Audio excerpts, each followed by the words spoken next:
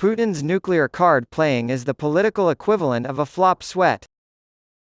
This is an excerpt from a new afterword to the paperback edition of Lessons from the Edge, the best-selling memoir by Marie Yovanovitch, a pioneering diplomat who spent her career promoting democracy in the post-Soviet world as the U.S. ambassador to Ukraine. Yovanovitch published this postscript on Russia's war in Ukraine in the fall of 2022 and is still giving interviews about the conflict.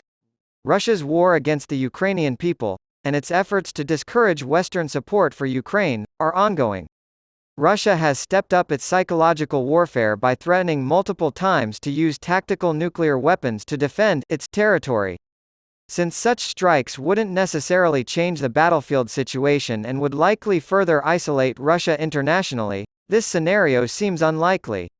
However, we must also bear in mind that Putin's logic is not our logic, as evidenced by his massive invasion of Ukraine, and that the irrational and the malicious cannot be ruled out when discussing him. Putin must realize at this point that the Ukrainians will keep fighting, as they know that if they stop, Russia will kill them regardless. Putin, however, is betting that he can intimidate the West into retreating in the face of the nuclear threat. That we would put pressure on Ukraine to capitulate out of fear of the nuclear, and potential political, fallout, reduce our funding for the military, and grow divisive as we lose sight of our common goals. The Biden administration is on the right track by continuing to publicly and privately warn Russia that the use of nuclear weapons would be catastrophic for Russia, while also maintaining their firm support for Ukraine. We can't afford to lose composure now. To think that Putin will back down if we cave to nuclear blackmail is naive. Russia will not stop threatening Ukraine until it gets what it wants. Russia will continue to make nuclear threats in an effort to win more concessions. The world's other nuclear powers will take note, and the world's non-nuclear powers will scramble to acquire nuclear weapons to protect their independence.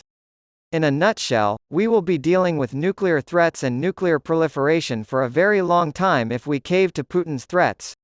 Russia is weaponizing energy and food commodities, hoping to divide the international community over resource scarcity, in addition to scaring us with nuclear threats.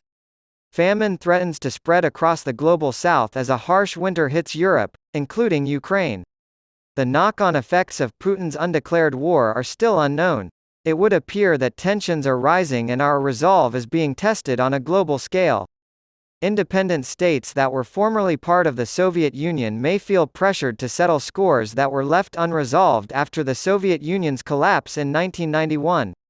Putin may or may not be able to handle the fallout from opening Pandora's box, both internationally and within Russia. While it's impossible to know what the future holds, it seems as though Russia and Ukraine will be at odds for some time. Many more lives will be lost, and the war will become much more ugly. As Russia escalates its war of terror, the Ukrainian people will bear the brunt of it. The consequences will be felt all over the world, including in Europe. However, the war will eventually come to an end.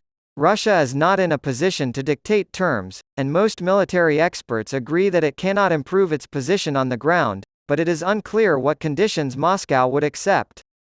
That's why it's trying to coerce the West into pressuring Ukraine to make concessions by threatening its nuclear and energy infrastructure. Ukraine and Ukrainians are understandably wary of being coerced into making concessions that won't work in the long run.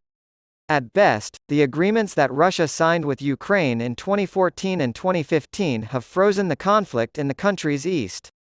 Similarly, the West's sanctions, which it had imposed in the hopes that they would convince Russia to end the conflict, were too narrow and light to prompt Russia to alter its behavior. Russia kept fighting in the east until 2022, when Putin decided to launch a full-scale invasion.